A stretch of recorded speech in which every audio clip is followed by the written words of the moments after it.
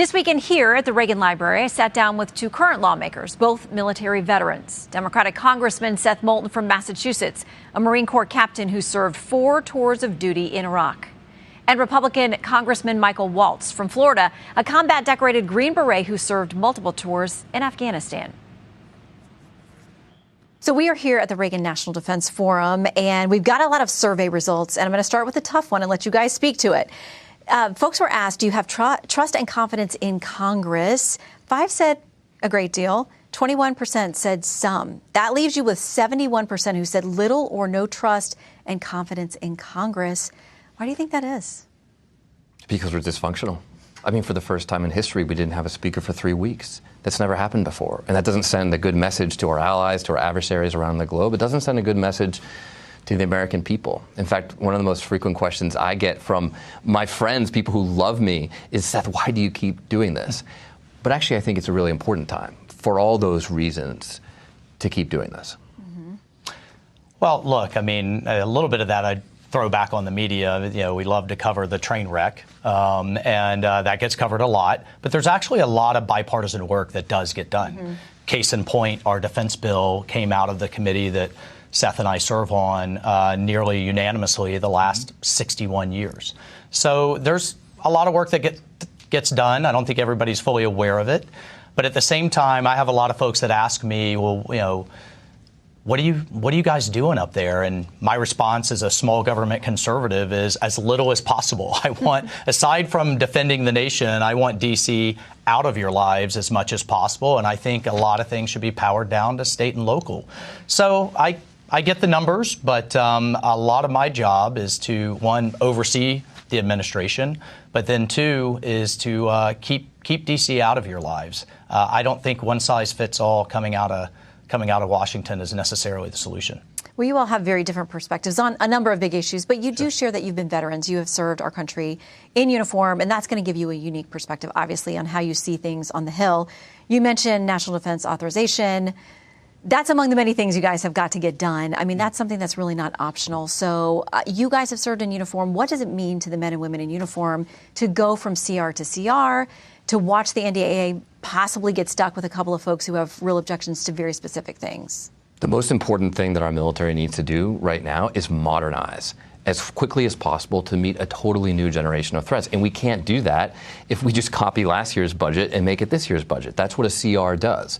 So when we don't have a functional Congress that can't pass budgets, can't get the NDAA done, the National Defense Authorization Act, the annual defense bill that should be totally bipartisan. If we can't do that expeditiously, that sends the wrong message to our troops. We should be here to support our troops, and we're not doing a great job. But there are some measures that were tucked in, primarily by conservatives in the House, that Democrats aren't going to vote for. They don't like some of the provisions that have been included with respect to abortion or other cultural issues.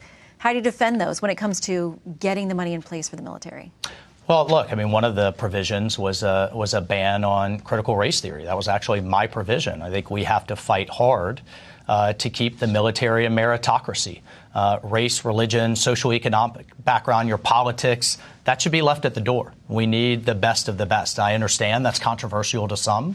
But, you know, some things we're going to push in there, and then the vast majority we do end up agreeing on, because when it comes to the threats we face from China, Russia, Iran, the global threat of terrorism, the reporting is clear that, one, we've never faced the threats like we face today, and then two, our military is aging. We are spending actually record low amounts on it in terms of percentage of GDP compared to the Cold War. And I think Seth's right in that we have a solemn obligation. If we're going to send men and women out in those planes, tanks, and ships, they have to have the best equipment, the best training, and the best resources. That is one of the reasons I think we're both passionate about getting more veterans into Congress and back into our political system. So you've also got to look at funding that goes outside the U.S. that does impact national security interests and our allies. Yeah. You've got Israel, you've got Ukraine. The White House wants a supplemental that puts everything together. I'm supposing that you two may have differences of opinion on whether you can get something done clean on Israel, standalone measure, yes or no? Well, I think the problem is that, in my experience, a lot of Republicans support Ukraine behind the scenes and then aren't willing to vote for it in public, and that's why. I mean, but you're right. But it's so far, right? But the question is that changing? I mean, you're seeing the number of Republicans voting against funding for Ukraine go up. I understand it's a tough political position for many Republicans back home. I mean, actually, what we're trying to do by putting these things together is fundamentally make it easier for getting this funding passed, which we know is important to our allies around the globe because it sends a message to Vladimir Putin, to Xi Jinping, to every autocrat that thinks they're just going to bully us and our allies, that you're not going to get away with it. At this moment, though, would you vote for a standalone for Israel? Standalone aid bill? Not if it imperiled funding for Ukraine. But, I mean, look, if we pass funding for Ukraine so we get over that hurdle and then it means voting for a standalone for Israel, sure. Well, look, I mean, on the Ukraine piece, I think we are past the point of blank checks, don't ask questions, just send, I'm Joe Biden, trust me, and send me tens of billions of dollars. And it is astounding to me that he hasn't articulated to this day, what does the end state look like? What does success look like? Is fully ejecting the Russians from Crimea a critical national interest of the United States? How long is it going to take? How much money is it going to cost? What's the strategy to get there? And the frustration that I know a lot of Democrats share is that the president has essentially dithered us now into a stalemate by not giving them what they needed up front to win. And so here we are stuck essentially in a war of attrition, and to say, hey, you Republicans, go to your taxpayers. I'm not going to articulate what success looks like and tell them to dig deeper in their pockets. Meanwhile, the Europeans, the Germans in particular, just voted down their defense budget, their 2% commitment. Look, we have a lot of questions, and I think it should be dealt with separately. And the administration needs to answer these for the American people. How much longer is this going to go, Shannon? Look, we have to go to our taxpayers, too, right? It's not just Republican taxpayers that are funding this. And I think, actually, the administration has been very careful along the way to make sure that we give the Ukrainians what they need without escalating into a larger war with Russia. So there is debate about this point. Yeah. But I don't want to lose the bipartisanship here, because some of the questions that Mike is bringing up about, what is the end game?